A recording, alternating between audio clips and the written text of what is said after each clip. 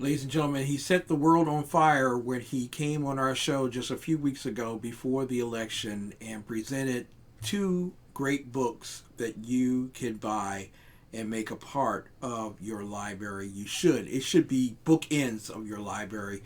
One is called The Christian Voter, the other is called The Deep State. And I'm going to tell you, they greatly impacted the election because one you saw before the election, the other you have seen after the election. The Christian voters did come out to vote for Donald Trump. Unfortunately, the deep state has been working on this for 4 years. Just like the overthrow of the economy, they tried to overthrow this election with a coup. One of the things that most people are asking right now is because we are sometimes weak in our faith, voter fraud, ballot harvesting. Where's the proof, Mr. President? Where's the proof? Joe Biden should be vice president. No more. He should be president elect and you should be leaving the White House. Well, Craig Huey is with us tonight, and I am so glad to have him back with us to talk about this particular issue. And I'm going to tell you, ye of little faith, get a little bit more faith. We got a lot ahead of us. Craig Huey, thank you so much for rejoining us at TECN TV, the Exceptional Conservative Show. You, my friend, gave us both the ends on the deep state and the Christian voter. But before we get there, I want to start off with some good news.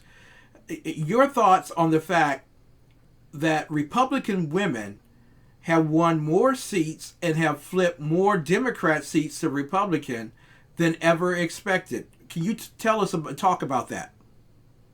Absolutely. And hey, it's great to be back on your program. And let me just tell you that this massive turnout, historic turnout, produced a amazing change in the House of Representatives. So many new people came aboard, and many of them were women.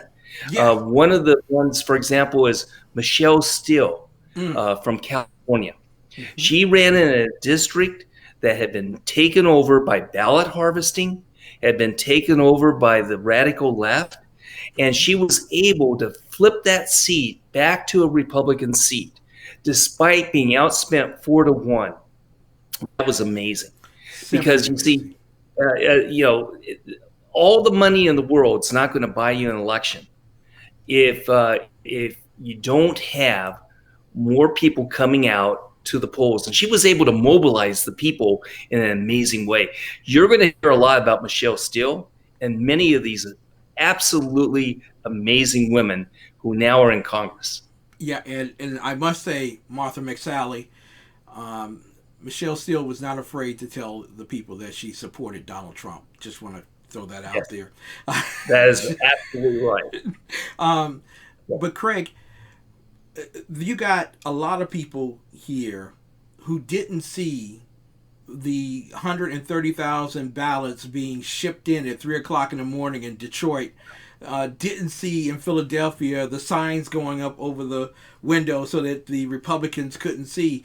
And they're saying to you tonight, they're saying to me tonight, Ken, stop it. Voter fraud doesn't exist. It didn't happen. And Donald Trump, and these are Republicans who are telling me this, Right. We should just stop and work on the fact that we're going to have to find a Republican as president in 2024. What are your thoughts regarding that? Well, Ken, there definitely was voter fraud. It was massive and probably historic in the amount of voter fraud that took place.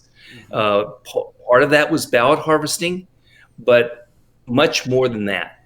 And what we're going to do in the next few weeks is see documentation after documentation about what this voter fraud consists of. You're going to learn about the ballot harvesting and why it can be so abused and turned into voter fraud. And here's the thing, Ken. Yeah. This has to be done. We have to be able to expose it. We have to challenge it. We have to take this absolute horrific voter fraud and make sure it doesn't happen 2 years from now. So whether President Trump prevails or not, whether he's able to switch the vote or not, That's going to be seen in the court. That's going to be seen in recounts. We're going to know that in the next 3 to 4 weeks. But what's going to happen is a historic exposure of how broken this voting system is, how bad the voter rolls are, how ballot harvesting leads to fraud, and how we have to have greater security with the voting machines and consistency at the local level and the state level to make sure that these races are fair. Now, I got to ask you, Craig, and you've been around in elections like I have for decades now, but That's right. didn't anyone have, the mindset? And we have a cybersecurity division that deals with elections now, that was put together by the Trump administration. But didn't anyone think it through that Dominion Strategies, the organization that owns the voting booths that people go to electronically, are owned by Senator Feinstein's husband, Nancy Pelosi's husband, and members of the Clinton Foundation? How come they couldn't put two and two together that this is not going to work? Well, Ken, you nailed it, that it has all the appearances, Yes. all the reasons to suspect that there's corruption within this software. And we don't know yet, but your big question is, why wasn't this anticipated? Yes. And here's the problem with the anticipation. There's so much going on, so much possibility of fraud. There's fraud that takes place that's easy to detect. It's usually done by people who aren't very sophisticated. Yes. The big problem is the sophisticated fraud that can be coordinated by the unions, big tech, an organized group that is large number. And they do it smart, and they do it careful, and they try to hide it. And so when you're in the middle of a campaign, I've been saying now for 2 years to Republican leadership, conservative leadership, libertarian leadership, to the Christian community, there's going to be massive fraud in this election. And here's why. I've written about what the fraud is. In my book, The Deep State, I have a whole chapter on voter fraud and how it's going to take place. And it happened. And the campaign was so chaotic, so unorganized, that they did not have all the preparation. And of course, also, they don't know how to mobilize like the liberals. The number of Democrat poll watchers so outnumbered the Republican, it wasn't even funny. I mean, it's just really not to put you into tears, because it tarnishes the transparency and it decreases the integrity of the election. So here's what needs to be done. Yeah. We need to be looking at this army of lawyers that Trump has right now. They're going to verify actual documentation of what the fraud is.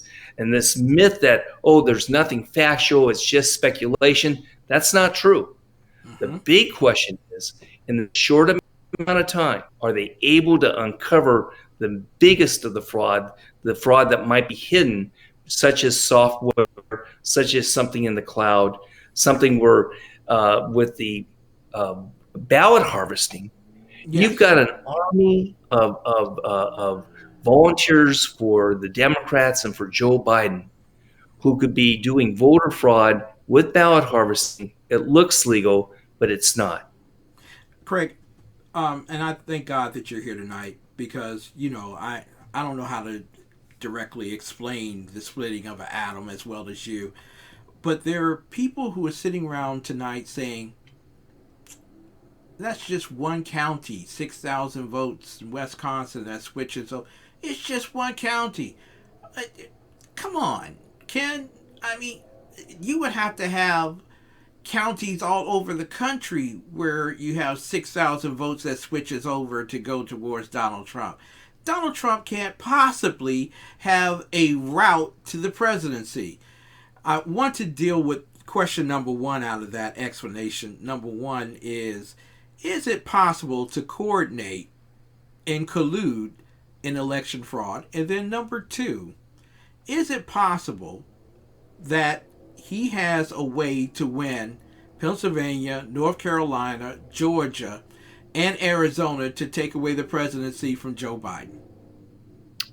Well, great questions, because let's start with the first one. How organized is it? Well, you could have a small group in Silicon Valley Mm-hmm. manipulating things, and it could be a very small group. And the smaller the group, the more secret it can be. Yeah. Now, what we do know is in larger groups, especially like with ballot harvesting. So, ballot harvesting, for those who aren't sure what it is, let me explain what it is. Yes. In about 29 states, ballot harvesting is legal. In 18 states, it's illegal. And in other states, it's really not well defined. Even in the states where it's illegal, ballot harvesting goes on. And what ballot harvesting is, it's people who are trained to go to door, to go to coffees, to organizations, and they go and they say, I'm going to help you vote. I'll take your ballot. You don't have to mail it in.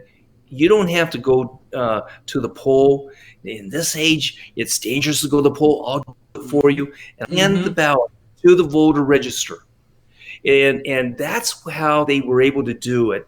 They had a massive experiment in California back in 2018. It flipped 6 conservative Republicans who should have won re-election. On election day, they had won the election. Mm-hmm. The day after, the balloting started coming in, and they lost the election.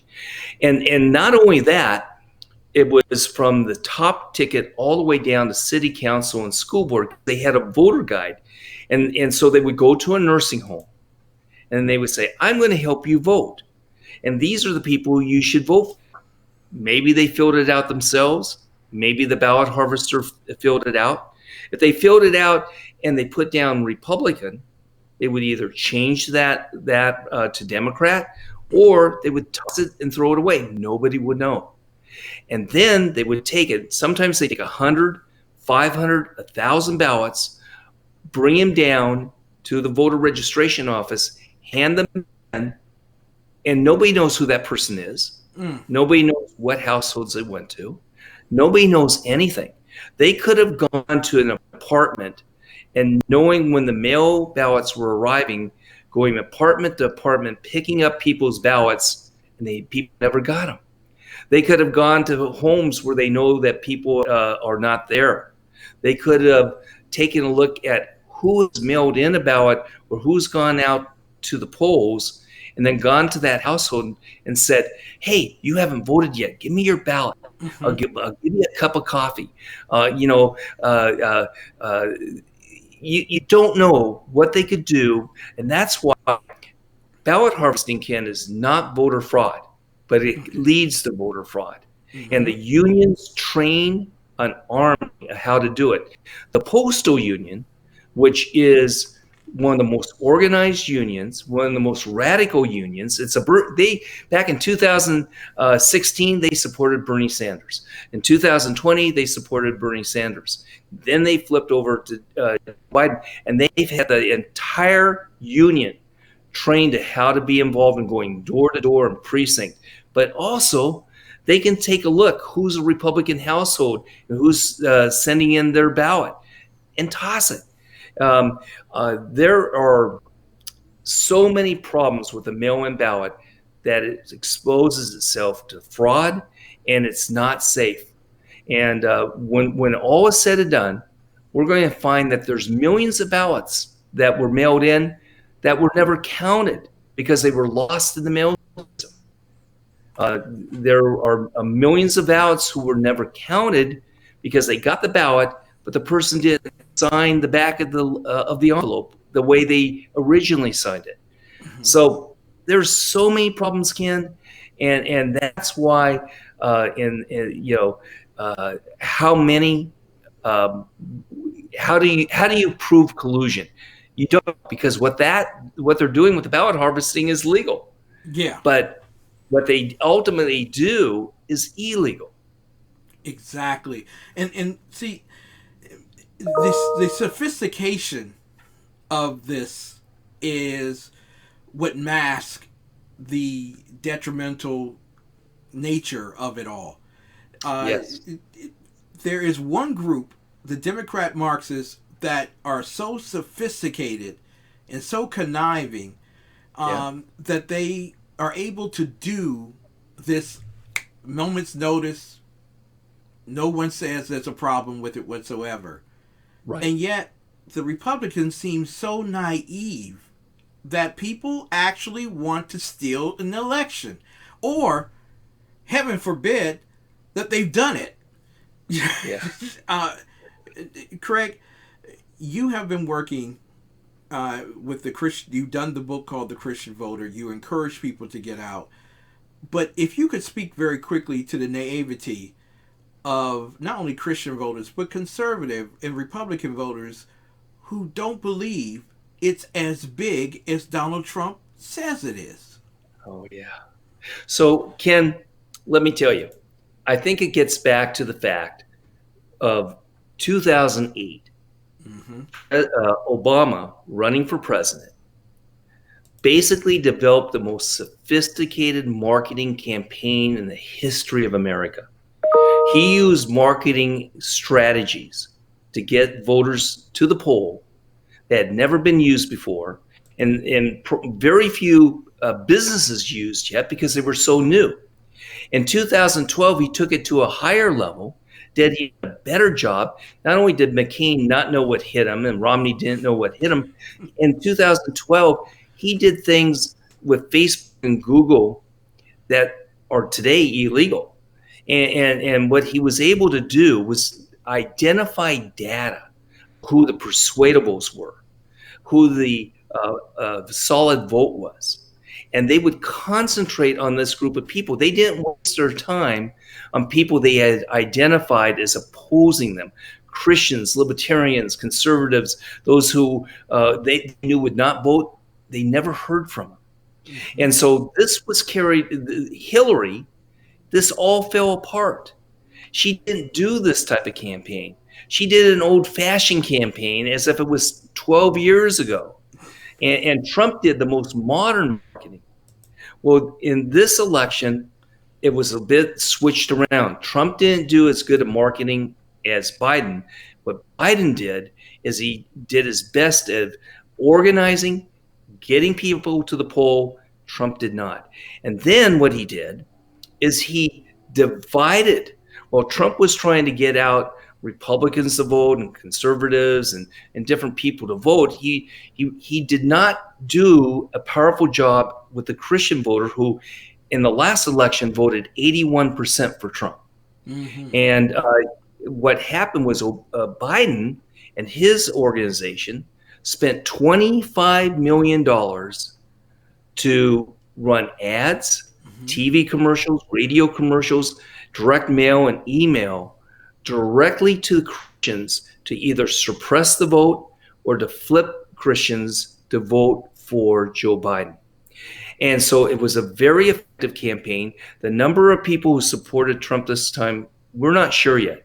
It looks like it went from 81% to 76%. Still a huge number. Yeah. But Biden was able to concentrate on that audience. But he also did more than that, Ken. Biden took conservatives and he identified conservatives. And he sent Facebook ads and Google ads, what's called pre-rolls. These are advertisements you see before you watch YouTube. And he also did addressable TV. He took his data of all the people who identified themselves as conservative or Republican or libertarian and ran ads specifically to them, talking about Trump and integrity, attacking Trump from a standpoint of a conservative voice, from a libertarian voice, to suppress or to flip the vote. It was a smart, intelligent campaign. Biden did very well in that. But here's the bottom line. Yes. I believe Trump would win if the election was fair.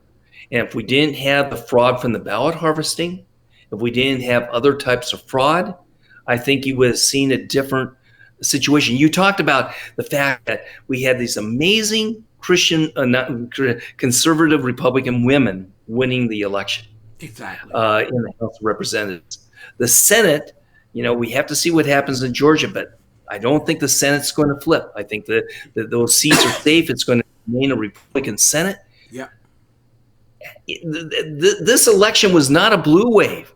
This was not an election that said we hate Donald Trump. This was not an election like that. This was an election where Biden was more organized, not only to get out legitimate votes, but get out illegitimate, illegal votes as well. Craig, when people hear the term illegal vote, it portends the whole idea of illegal immigration. And, most people would say, I'm okay with my fellow man voting. Every vote must count. When people talk about an illegal vote, what exactly are they talking about? Are they talking about some illegal alien who's come across the border today and they gave him a ballot and said, fill it out, it's okay, you're with us, we're with you, we'll make certain that you get a free dinner or something? Or is there something more to illegal voting? So illegal voting is when you have dead people voting. And we're going to find many, many dead people voting in this election. It's going to be verified as it goes on and they check the voter rolls. Illegal voting is you have many people who have moved from one state to another and they have two votes. Mm-hmm. You're going to find many people who illegally voted because they had multiple ballots. So that's the form of illegal voting. Now, there are problems with the registration rolls. In the state of California, at least 344,000 ballots were people who have died or moved away. Whoa! Now, yeah, enough to switch election in any of these states. And the problem is, here's what we have to correct in the next 2 years. You can talk about Wisconsin, Pennsylvania. You can talk about any of these states, and the voter rolls are what we call dirty, meaning that they are people who have died and people who have moved away. And I'll give you an example of two illustrations of how people can misuse the system on purpose. Mm-hmm. So when I was writing the book, The Deep State, I wanted to have a chapter that explained about voter fraud and document voter fraud that went on. And as I wrote that book, I had one of my assistants in my ad agency that I own. And I told her, go online and register your dog to vote. Mm-hmm. And she registered her dog. And as she registered her dog, she registered the dog at my office address. Now, here's the thing. It's illegal to have anybody be registered to vote at an office address. Number one. Number two, Ken, it's just not legal to have a dog vote. and this is the ballot that I got for the dog. Mm-hmm. So I have had 4 elections where I've had this ballot mailed to me. I could send it in. I haven't, but I could send it in and vote. And then I moved my office from California to Tennessee. Yes. And guess what? The ballot was forwarded to Tennessee. Ballots aren't supposed to be forwarded. Wow. And the other type of fraud that would be illegal. Let me give you an example. We have a broken system in every state with the Department of Motor Vehicles where people sign up. And here's what happens in many states. They have on there automatic registration. You register to get a driver's license. When that happens, you automatically have the chance of being a voter. And you have to, in many states, opt out of being a voter. Some states, they automatically register you unless you say. Now, what if you're not here legally? And I don't care what country you Mm. might be from, but if you're not here legally, you get that ballot, that registration at the DMV, and there's a little box there saying, "I am a U.S. citizen." Now, if you're here illegally, are you going to check off the box saying I'm illegal or I'm not a U.S. resident? You don't want to do No, that. no. You'll go ahead and have I'm a legal citizen, and it's so corrupt by the politicians. In California, they knew that they were registering people who are not citizens of the United States. And so what they did is they changed the law from a felony to no penalty whatsoever if you're caught having done that. Wow. Yeah, yeah. Wow. This is the type of broken system that has to have immediate attention. And my fear is that a Democratic House and a Democrat president are not going to be, it's in their self interest to keep a broken system. And then you've got, uh, what is it, maybe 23, 24 states that have Democrats as the governor and as the Secretary of State. Mm-hmm. They're not going to make the changes that need to be made in the next 2 years, but they have to. And if we want to have, you know, honest election, here's the thing, Ken. Yeah. I love America. Mm-hmm. I know you love America. Yep. Democrats, Republicans, they should love America. America stands as a democratic republic where there should be fair and honest elections that everybody can trust. Our trust in the election has been broken. Our trust in the system is destroyed. And right now, we've got to get that fixed. Throughout the world, people look to the United States as an example of freedom, an example of how to run an honest government and how to do an honest election. But right now, we're looking more like Venezuela than we are looking like the United States. I, And you know, this I is am so heartbreaking. glad you said that because there are Democrats like Muriel Bowser who travels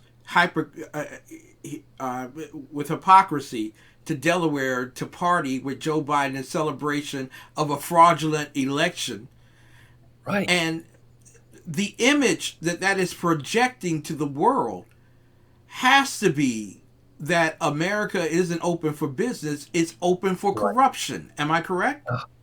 It's heartbreaking. That should not be America. Every American should want to make sure that there's integrity in the election. And that should be our example to the world. And that should be something everybody can trust. And right now, we can't trust it. Right now, it's too broken. And right now, it takes massive effort on the national and state level to make sure that those things that are going to be identified in the next few weeks are corrected for the future. And while the Democrats know how to use the system and misuse the system and take advantage of the system, I don't care if you're a Democrat or Republican, a Libertarian or a Green Party, Yeah. you want to be able to make sure that the election is honest and reflects the reality of the will of the people. I want to ask you very quickly, since we are closing out on election integrity, because I want to talk with you about the postal union and how there was a USPS worker who was caught trying to cross the border with Donald Trump votes, uh, which I thought was freaking amazing Yeah. that you would be so bold as to do that.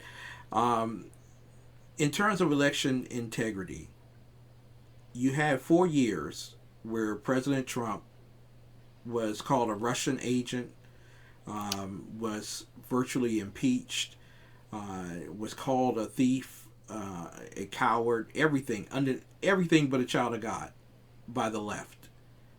And they said, most importantly, that he had an illegitimate election because he won by the Electoral College.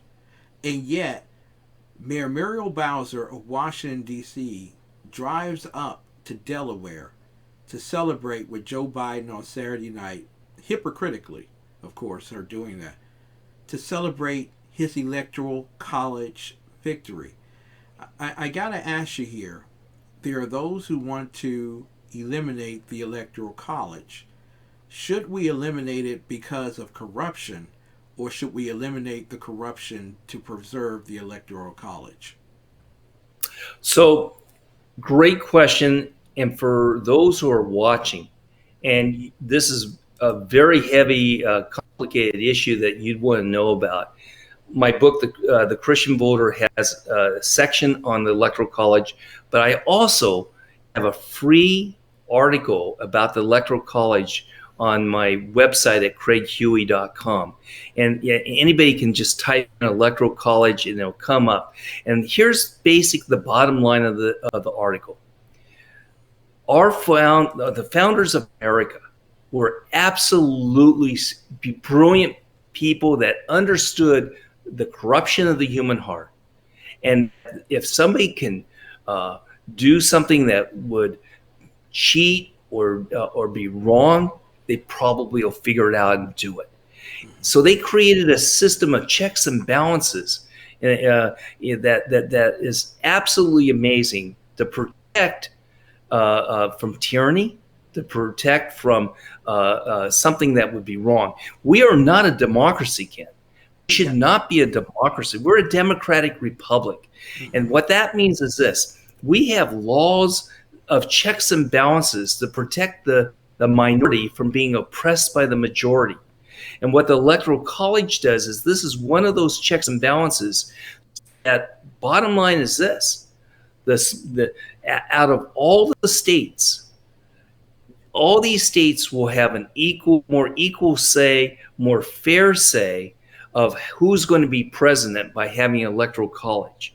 That if you had it just as the vote of the people, for example, in the presidency, what you would be having is New York and California and a few of these East Coast, West Coast elitist states that have no respect for individual liberty, controlling every single election.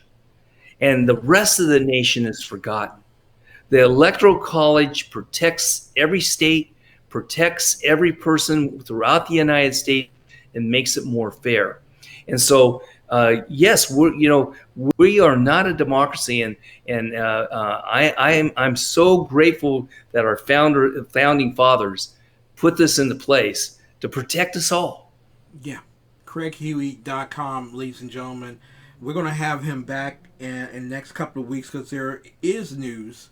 The Trump administration and Bill Barr just announced that DOJ is about to investigate voter fraud in Pennsylvania and also in Nevada. You have the Trump lawyers who have gone to Detroit, who are in Philadelphia, who are in Georgia as well, in Arizona. This is huge, and they do have proof. It's the only reason that they want to go to court is to present proof. That's right. You don't go to court to waste time. And so they have the proof. They can win. They have a pathway to the presidency. And Craig Huey is going to be marching with us along that particular route. Craig, thank you so much for spending time with us tonight and breaking down the atom splitting of ballot harvesting and voter fraud. God bless Awesome, you. Ken. Thank you. Ladies and gentlemen, Craig Huey, it is a tremendous honor and pleasure to have him. You have to get his 2 books. It's a bookend. Bookend. I'm telling you, bookend. You get the Christian Voter, and you also get the Deep State. You get the Christian Voter so you know why you vote for who you vote based on your values. You get the Deep State to understand how something as simple as voter fraud could literally change the direction of a presidency. Ladies and gentlemen, I am telling you right now, based on Article 2, Clause 2 of the U.S. Constitution, Donald Trump will be president of the United States in 2021. I'm just going to tell you that right now. But you need to start, ladies and gentlemen, don't be sitting back next time around talking about Donald Trump can do it all by himself. You all need to get up off your gluteus maximus, get to the polls. You need to change the laws in the next 2 years in your state to make certain that you are more stringent on those voting. And I will tell you right now, while the House will not agree, I believe the Senate needs to put together a bill that says every federal election requires identification. I think it would change the pace of life. Ladies and gentlemen, we'll be back with more of the best right after this. Trust me on that one. We're about to have a little bit more fun.